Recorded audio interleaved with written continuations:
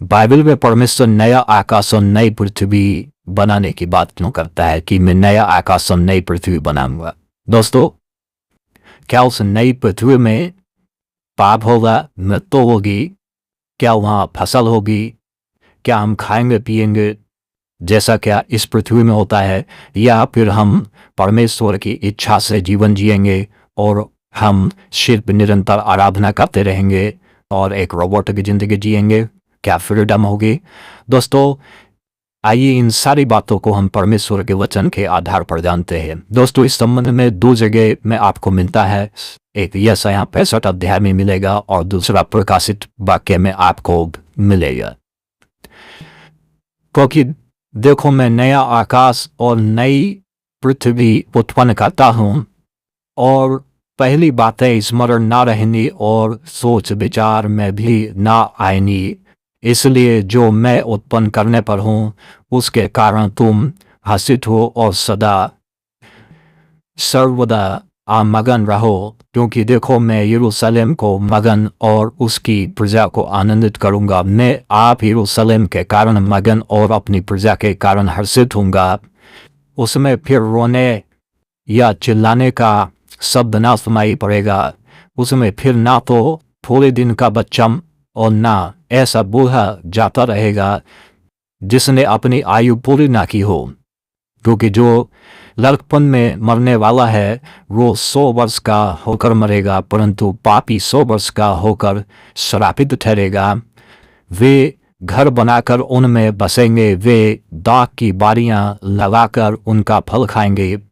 ऐसा नहीं होगा कि वे बनाए और दूसरा बसे या वे लगाएं और दूसरा खाए, क्योंकि मेरी प्रजा की आयु वृक्षों की सी होगी और मेरे चुने हुए अपने कामों का पूरा लाभ उठाएंगे।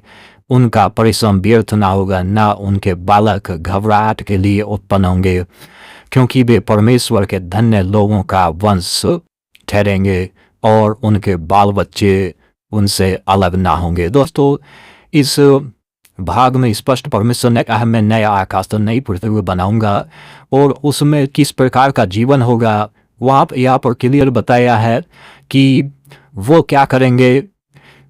वो उसमें फिर ना तो थोड़े दिन का होगा और ना ऐसा बूढ़ा हो रहेगा जिसमें अपनी आयु पूरी ना की हो। ना तो उसमें कोई थोड़े दिन का मरेगा और ना ही कोई ऐसा बूढ़ा जाता रहेगा जिसने अपनी आयु पूरी ना की हो। कोई कम उम्र में नहीं मरेगा, कोई बचपन में नहीं मरेगा। जो कम से कम उम्र में मरेगा उस नई पृथ्वी में तो कम से कम 100 साल का होकर मरेगा। दोस्तों, और वे घर बनाकर उनमें बसेंगे। वहाँ जो नई पृथ्वी होगी, जो हमारे घर यहाँ, वहाँ पर भी घर की आवश्यकता होगी, वहाँ पर भी घर बनाए जाएंगे और बसेंगे। वे दाख की बारियाँ लगाएंगे, मतलब फसल खाने की चीज़ होगी। दाख की बारियाँ लगाएंगे। दाख की बारी का चर्चाया है, वो उनका फल खाएंगे। यहाँ खाने की बात कही गई है। और दोस्तों, ऐसा नहीं होगा कि वे बनाए और दूसरा बसे या वे लगाएं और दूसरा खाए। दोस्तों, जैसे यहाँ पर लूट मार होती है, छीन लेते हैं, दूसरे का माल हड़प लेते हैं, ऐसा वहाँ पर नहीं होगा। वहाँ पर लूट मार नहीं होगी, अंधेर नहीं होगा और कोई किसी का हक नहीं मारेगा, कोई कम उम्र में नहीं मरेगा। और दोस्तों, इस प्रकार से वचन यहाँ पर कहता है, वचन कहता है दोस्तों कि उनमें कोई ऐसा नहीं होगा जो अपनी आयु पूरी ना की हो, क्योंकि जो लड़कपन में मरेगा वो 100 वर्ष का होकर मरेगा। और कहता है 20 पद में, परंतु पापी 100 वर्ष का होकर श्रापित ठहरेगा। दोस्तों, यहाँ पर नई पृथ्वी में भी पाप का चर्चा आया है, लेकिन पापी को मृत्यु नहीं होगी, वो श्रापित कर दिया जाएगा। तो पाप की चर्चा भी आती है कि जो नया आकाश और नई पृथ्वी होगी, लिखा है कि पापी 100 वर्ष का, मतलब पापी जो है रहेगा वो तुम्हारे की पापी 100 वर्ष का होकर श्रापित ठहरेगा। और वहाँ पर यह पता चलता है कि दोनों प्रकार के लोग होंगे, धर्मी भी होंगे और पापी लोग भी होंगे, और वो उस नई पृथ्वी में जीवन जिएंगे।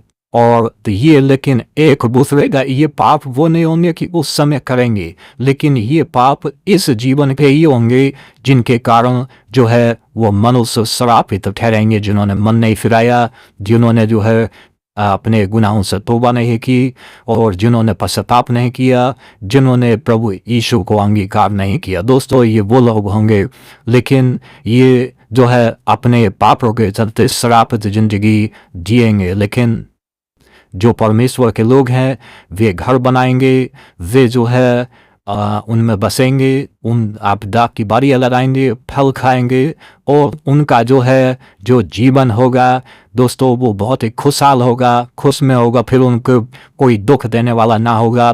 जैसे वचन कहता है कि फिर जो है तुम्हारे कि वहाँ रोना भी नहीं होगा। 19 पद में आप यरूशलेम के कारण मगन और अपने प्रजा के कारण हर्षित होगा, उसमें फिर रोने व या चिल्लाने का शब्द सुनाई ना पड़ेगा। रोना और चिल्लाना दोनों के दोनों ये शब्द खत्म हो जाएंगे। रोना कब आप रोते हैं? जब दुख होता है, पीड़ा होती है, तकलीफ होती है, क्लेश होता है दोस्तों, वो सताता है, जुल्म होता है, तब आप जो है रोते हैं या खुशी होता है।